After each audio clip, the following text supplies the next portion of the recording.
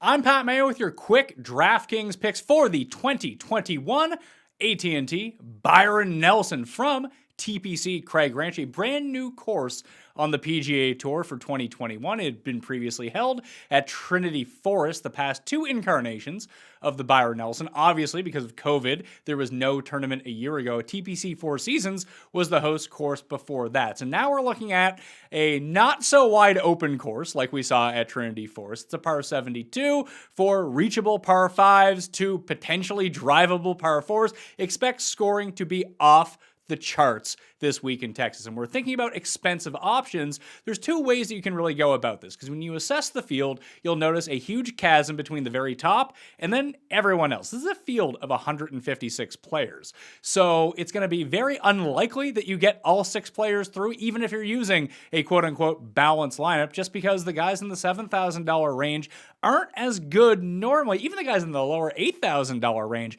aren't the quality that you're used to. So from $8,000 and up, you have two options. You can play balance and start your team with one $10,000 guy, maybe in the lower end, maybe a Daniel Berger or a Jordan Spieth or a Hideki Matsuyama, and then play someone in the mid 9s and someone in the high 8s and then the rest in the 7s. Or you can play more of a balanced roster where you use 2 guys in the 9s, 2 guys in the 8s, and that way you don't have to go digging into the depths of this field. So you can go your stars and scrubs or your balance approach. I actually prefer the stars and scrubs method this week because frankly, I start looking at the guys in the low 8s and it's hard to distinguish really between them and the players that are in the upper $6,000 level this week. So I'll just drop all the way down to the $6,000 level so I can jam in the players that I want from the top. Now that Dustin Johnson has withdrawn, he was the most expensive player. I think my eyes are just glued to Jon Rahm above $11,000. Realistically, when you look at the top 3 players in terms of the DraftKings pricing this week, it's Bryson, it's Rahm, and it's Spieth.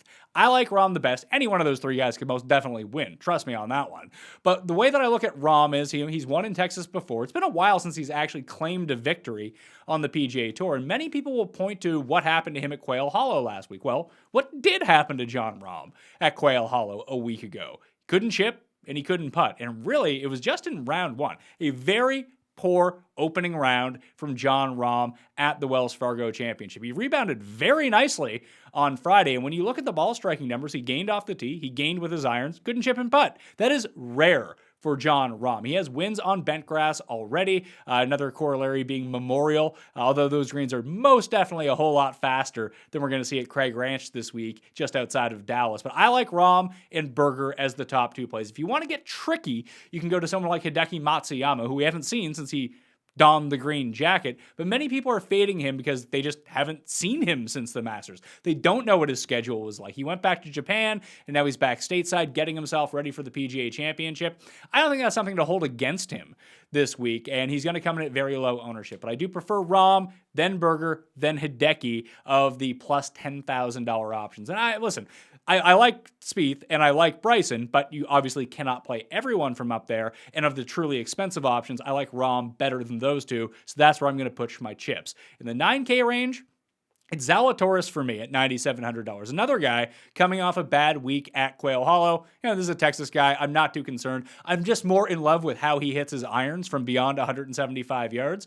He's one of the few players in the field who ranks inside the top 25 over the past 36 rounds in a proximity gain from 175 to 200 and 200 plus. He should make mincemeat of these par 5s, and he does have enough distance off the tee to really give a go at some of the shorter par 4s as well, and hopefully make those into really easy birdies. So birdie the 4 par 4s, birdie both the par 5, or birdie all of the par 5s, there's 4, birdie both of the easy, shortish par 4s, there's 2, just do all that, don't make any bogeys, and you're at minus 24 already. So I like where Will Zalatoris sits this week. Yeah, you can use Scheffler, you can use Ryan Palmer. I'm actually going to go with the more of the stars and scrubs approach. It'll be Zalatoris for me.